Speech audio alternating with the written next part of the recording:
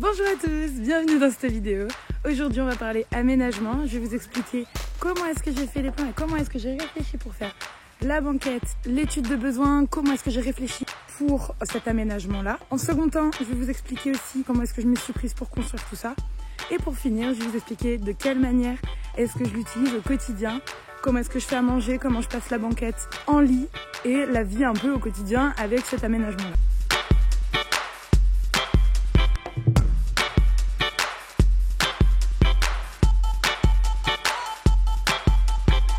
Pour commencer, dans un espace aussi petit, ça a été un espèce de casse-tête pour optimiser au maximum les espaces. Il a fallu donc que je comprenne exactement quels étaient mes besoins. Et donc pour ça, j'ai fait toutes les mesures de l'intérieur du véhicule et j'ai commencé à identifier de quelle manière est-ce que je voulais voyager à l'intérieur de ce véhicule. En gros, l'idée c'est surtout de me dire que je veux un habitacle où je peux être à l'intérieur quand il fait pas beau, quand il pleut. Je veux pouvoir tout faire à l'intérieur sans avoir à sortir, que ce soit passer de banquette à lit ou cuisiner, me laver les dents, etc. Donc la première partie a été de faire tous mes plans sur papier avec les mesures. Il a fallu aussi que je réfléchisse à être assise sur ma banquette et avoir assez de place en hauteur. C'est hyper lourd de porter ça, je me demande comment les gens font quand ils ont une caméra, moi j'ai qu'un iPhone.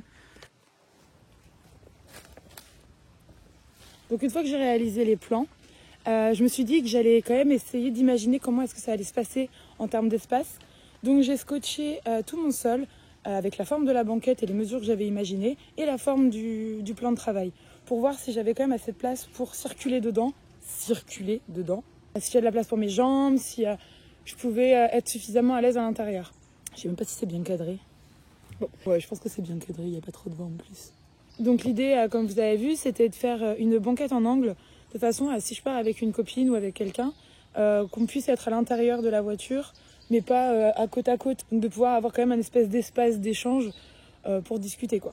Pour le lit, l'idée c'était de faire une espèce de lit peigne. Mais j'avais pas envie de m'embêter à mettre des lattes et faire des contre-lattes, etc. Parce que je trouve ça hyper compliqué, beaucoup d'investissement pour très peu. Dans un petit truc, j'avais pas envie trop de m'embêter. Donc ce que j'ai fait, c'est que j'ai mis juste une planche par-dessus que je peux glisser pour faire un faux lit peigne.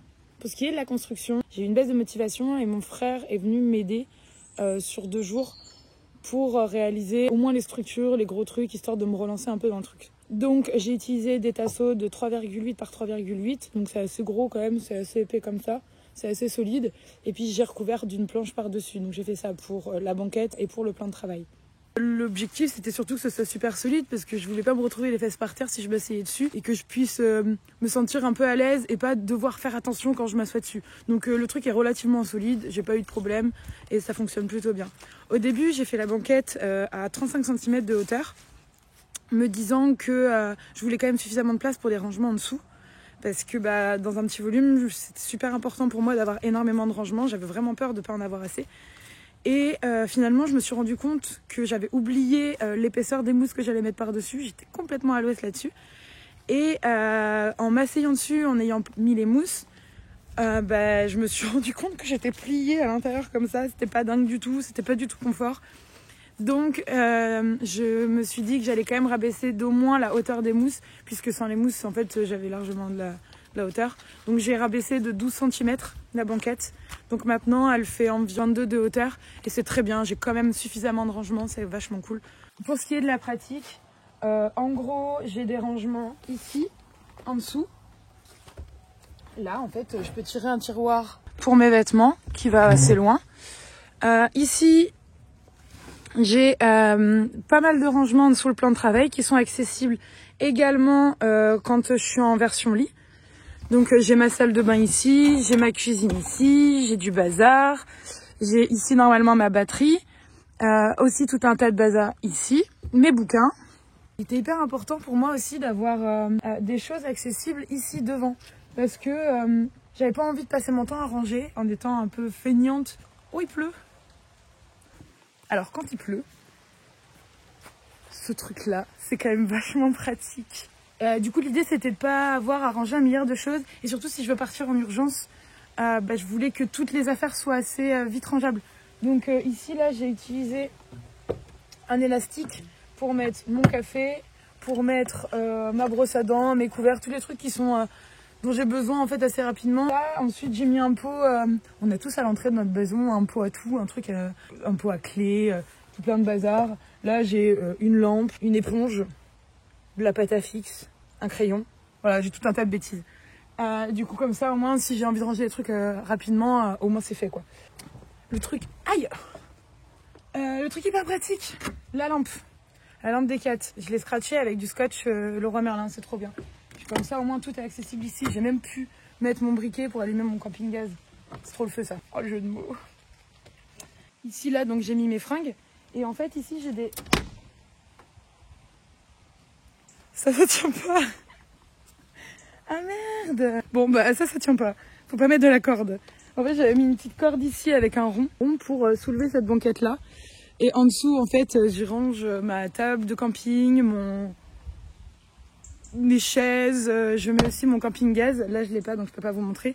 Mais en gros j'utilise mon camping-gaz que je mets sur la table ici. Je peux aussi mettre un petit toilette. Donc j'ai une bassine Decat que je mets là avec un sac poubelle et de la sûre pour faire mes besoins quand je peux pas aller dehors. Pour ce qui est de l'eau, j'ai pris une douche solaire Decathlon à pompe que j'ai mis devant à l'avant du véhicule parce que j'ai pas souvent de passagers donc l'espace me sert bien.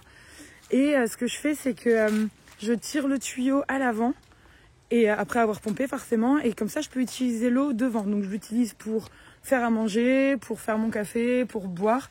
Je l'utilise pas vraiment pour la douche parce que en fait c'est pas pratique et la douche solaire en fait même en le mettant derrière le pare-brise je trouve pas que ça chauffe de dingue.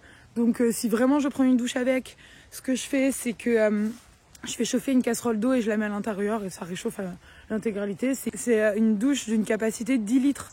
Donc à moi toute seule, juste pour faire à manger et boire, ça me tient quand même assez longtemps.